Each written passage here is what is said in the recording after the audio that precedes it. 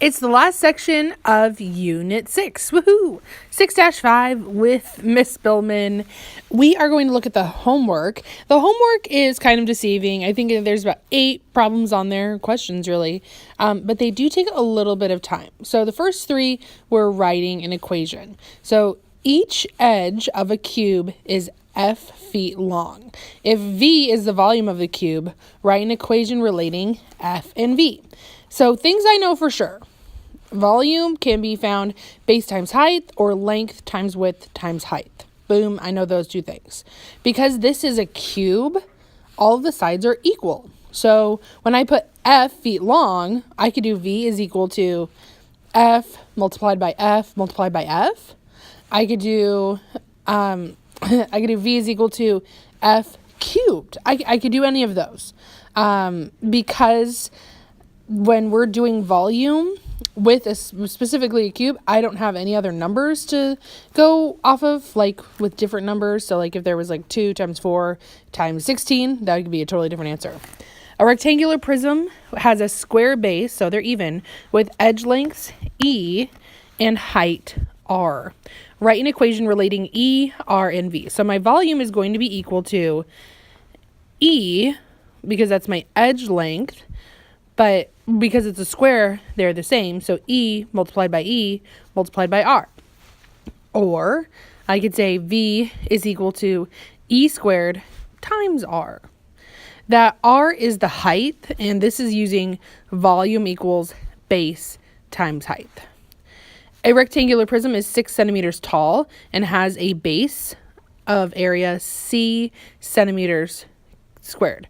Write an equation relating C and V. So I have my base, boom, right there. My volume would equal 6 multiplied by C, right? C, that 6 is my height, the C is the base. So I really could say V is equal to C times 6. V is equal to 6C with the coefficient in front. A shipping box is 2/3 filled with peanuts.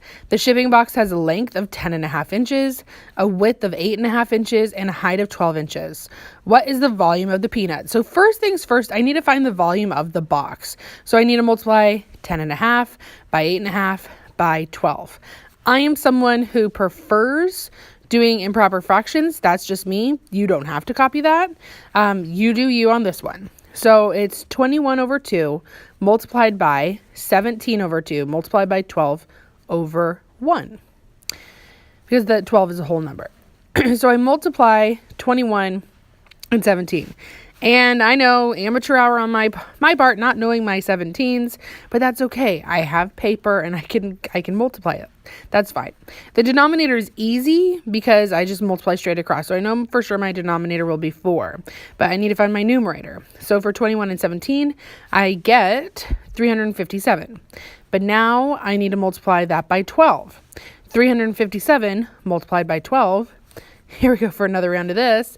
And this is actually not the last step, finding the volume. It's asking what is the volume of the peanuts. So we need to do that next.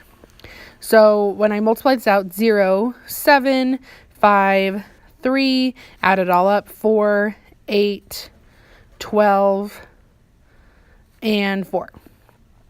So I get an answer of 4,284.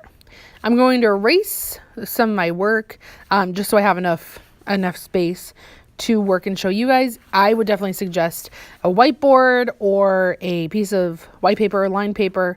That would really help organize your work. I could even start dividing this. It goes in there once. 4 can't go into 2, so that's a 0, but it can go into 28 7 times. So 1, 0, 7, and a 1. So the volume of the box is 1,071 inches cubed. That's the volume of the box. I can even check my answer by multiplying it by 4 and getting what I divided into. And I do. But now I need to take this 1,071. I put that over 1 because it's a whole number. And I'm going to have to do something with that 2/3. If I'm dividing it, it's going to get pretty big. If I'm multiplying it, then I'm going to find out truly how much space those peanuts are taking up. So here we go. 1,071 over 1 multiplied by 2/3. I multiply the denominators. That's easy. That's a 3. 2 times 1 is 2. 2 times 7 is 14. Carry the 1. 2 times 0 is 0. Plus 1 is 1. 2 times 1 is 2. I know this number is divisible by 3, so I'm going to divide it out. 3 goes into 21 7 times. 3 goes into 4 once. 3 goes into 12 4 times. For the final answer of 714 inches cubed. That's how much space the packing peanuts are taking up. And I'm going to draw a line so I can separate my work. The length of an aquarium is 13 inches and the width is half of the length. The height is 1.5 inches more than the width. Ooh, okay. So we have multiple things we're looking at. An aquarium is 13 inches, the length. So boom, I got that. Now the width, it is half of the length. I have to ask myself, what is half of 13? Well, 6 would be half of 12. With a 0.5, that'd give me 13. Now this says the height is 1.5 inches more than the width. So I had to be a critical reader. I could have said, yeah, it's 1.5 inches more. So 6 times 1.5, things would get crazy. But if I look at 6.5 and I add 1.5 because it says it's 1.5 more, and I know I put a multiplication symbol. I'm really just adding them. I get 8 because 6.5 add 1, there's 7.5. Add another half, and that's 8. So now I need to find the volume. 6 times 8, 13 times 6 and 13 times 8, I get 104. 104 multiplied over 1 by, we're going to do 6.5. So I turn that into 13 over 2.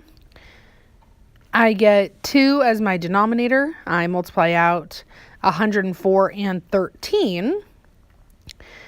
And I get 401. Now I add them all up.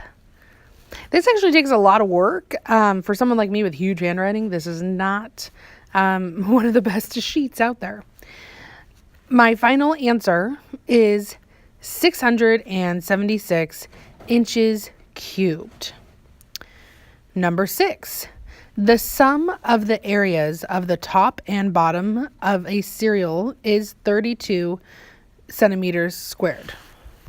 For myself, I'll probably be drawing a picture of this. So the sum addition of the areas of the top and bottom of a cereal box is 32. The box is 4 times as long as it is wide. What is the length of the box? So I already know, have a picture in my mind. Okay, 32 is as if I added the top and the bottom together. Well, I have to divide that by 2 and I get 16. Why? Because the top and the bottom are congruent. They're even. As long as I divide that by 2, I'm going to at least be able to find their areas. Now, am I going to be able to find what each side is? I might be able to. Absolutely. So I set up my equation. 16 is equal to x times 4x. So x multiplied by the product of 4 and x. It's going to be 8. Why? Because, and I'm going to draw a picture of it, of my thinking. So when the area is, especially the top and the bottom, I have to remember they're congruent, they're samesies, they're the same. That 16 really shows me that I have some options, right? If the width is 4 times longer or anything like that, I'm probably going to start listing the multiples that can go together, factors of 16. So 1, 16, 2, 8. Oh, right there. 2 times 4 equals 8. 4 times bigger. That's perfect. And you can see in this picture, my top and bottom, they're labeled. They equal 32. And when it says the box is 4 times as long as it is wide, when we're thinking wide and I label these, okay, there's 2, it's 4 times as long, that's going to be 8. So it must be 8 centimeters. Topsoil costs $8 a cubic yard. How much will it cost to put in 12 inches of topsoil in a 6 yard by 7 yard garden? So first thing I need to remember is 12 inches is 1/3 of a yard. Boom. I'm not even going to use the inches. So because I'm looking in yards. So I'm going to do 6 times 7, which is 42. And I'm going to multiply that by a third. That is my length, width, and height. So 42 over 1 multiplied by 1 over 3. Well, that becomes 42 over 3. And 3 goes into 4 to narrow this down. 3 goes into 4 once. There's 12. 3 goes into 12, 14. So I have an area, right, that of 14, of 14 for this volume that I'm trying to fill, right? So there's a cubic yard. I multiply that by 8 because that's how much each of them cost. So 14 cubic yards is going to be $112. Whew, it's not even payday. A box of pencils has a length of 8 inches, 3 inches wide, and a height of